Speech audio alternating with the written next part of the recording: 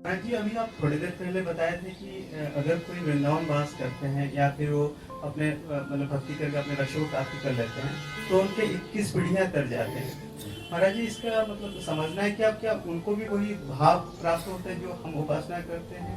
देखो, सच्ची बात तो ये है कि जब आप भगवत प्राप्त होगे तो प्रभु के सिवा कोई बचे नहीं।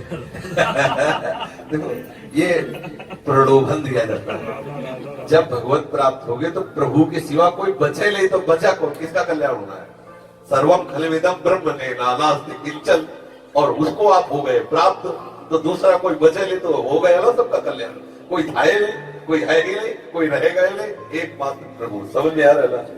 ये इन सबको समझाने के लिए आगे एक प्रभु के सिवा कोई बचे नहीं, तो किसका कल्याण रह गया? रह किसका गया कल्याण? ना कोई था, ना कोई है, ना कोई रहेगा, एकमात्र वासुदेव है।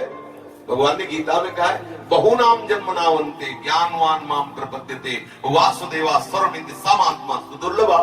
तो भगवत प्राप्त तो वही हुआ ना जो सब जगह वासुदेव देखा, सब जगह वासुदेव था, सब जगह वासुदेव है, सब जगह वासुदेव रहेगा। ये बोध होते ही वो वासुदेव स्वरूप हो गया। अब दूसरा कोई बचे ना, तब उसका कल्याण हो। बचा ही नहीं कोई। ये तो जितना ये लोक परलोक पितर, ये सब अज्ञान की दशा में है तो भगवान कृष्ण ही। न कोई पितर है, न कोई माता है, न कोई पिता है, न कोई पीढ़ी है, न कोई, वही है जो कुछ है। और ये बात तुम जान गए, और जानते ही तुम वही हो गए जो जिसको जाने। अब बचा कौन?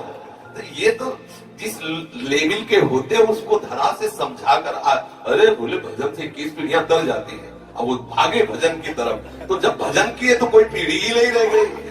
जैसे जैसे मतलब सुनने को आया था कि 7 पीढ़ी पहले के 7 महाराज जी, इसमें एक प्रश्न, अब हमारे माँ पिता ही दुखी हो जाएंगे कि हमारा तो कल्याण। देखो, उसमें बात ये है कि ये जगत की सत्ता नहीं।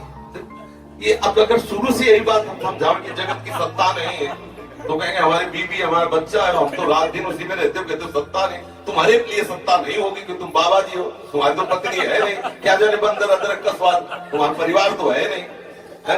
तुम क्या जानो परिवार? तुम तो कहोगे ये सत्य है, सुख नहीं है, रात दिन हम उसमें आनंद ले रहे हैं संसार में। अब ये तो उनको धीरे से कि तुम्हारे संसार की बढ़ोतरी होगी, तुम्हें सुख मिलेगा, तुम्हारे बाप बाबा जो नरक स्वर्ग में, उनका सबका कल्याण हो जाएगा। और लगा धीरे से, और जब लगने के बाद जब पहुंचा तो पता चला और कोई था ही नहीं है।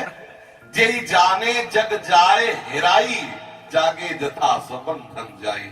न भूत में, न भविष्य में, न वर्तमान में, जो भूत भविष्य वर्तमान में सत्य है वो श्री कृष्ण है, उनके सिवा कोई है ही नहीं। अब इन्हीं को पितर मान लो, इन्हीं को पुरखा मान लो, इन्हीं को 21 मान लो, इन्हीं को पहला मान लो, इन्हीं को 7वां मान, जो मानो सो यही है। और ये आगे